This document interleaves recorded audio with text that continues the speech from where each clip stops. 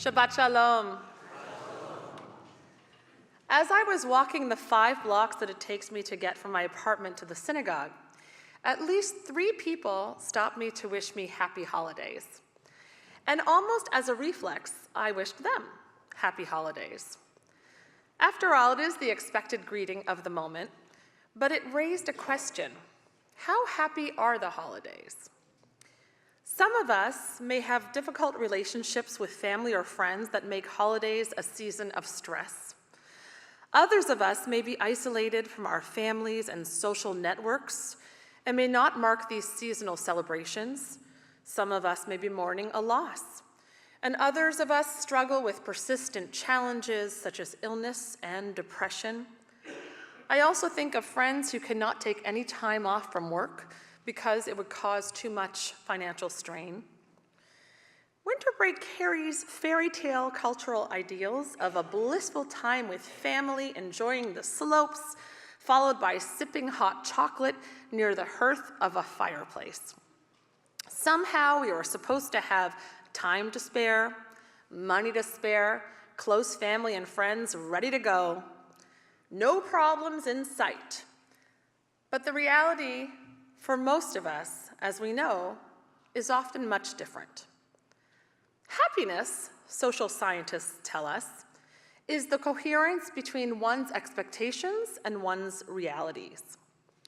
So given the cultural and personal expectations of the winter break are often out of sync with reality, it's no surprise that instead of happiness, this time can bring in a certain amount of sadness, disappointment, and perhaps more than anything, stress. In this week's Torah portion, we encounter a stressful situation that arises from family being brought back together.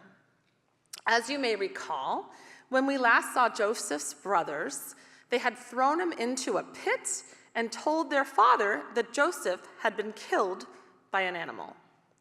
Now, many years later, Joseph is a high-ranking official in Pharaoh's palace, and Joseph's brothers, fleeing a famine, have come to Egypt because it has plentiful food sources.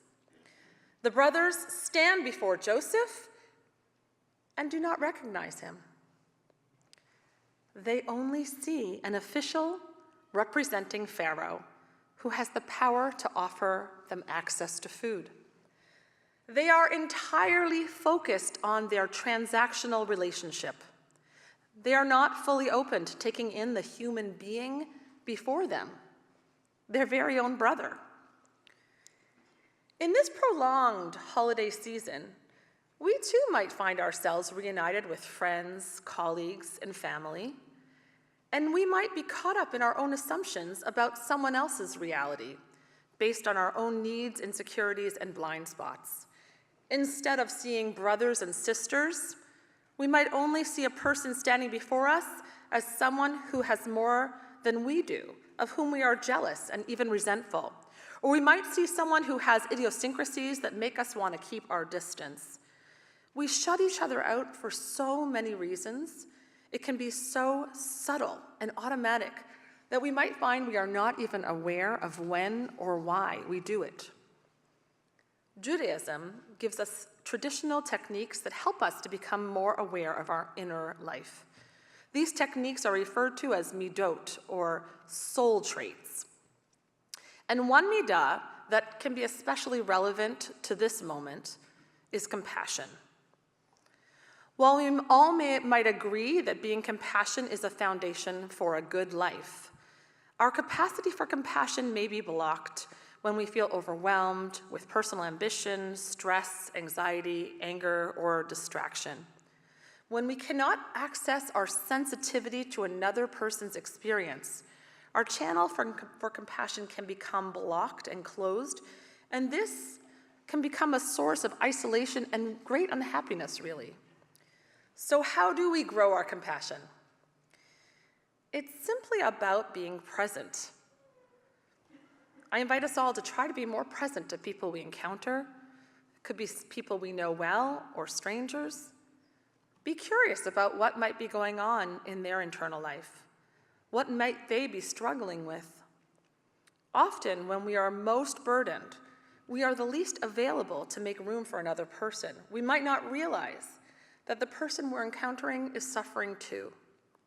If we invite compassion in and soften our hearts and really hear their stories, we naturally become kinder. We realize we are not alone in our problems.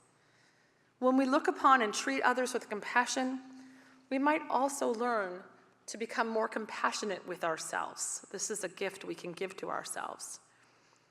In one of the most moving scenes of all of Torah, as Joseph's brothers stand close to him, Joseph reveals who he is and breaks down and weeps.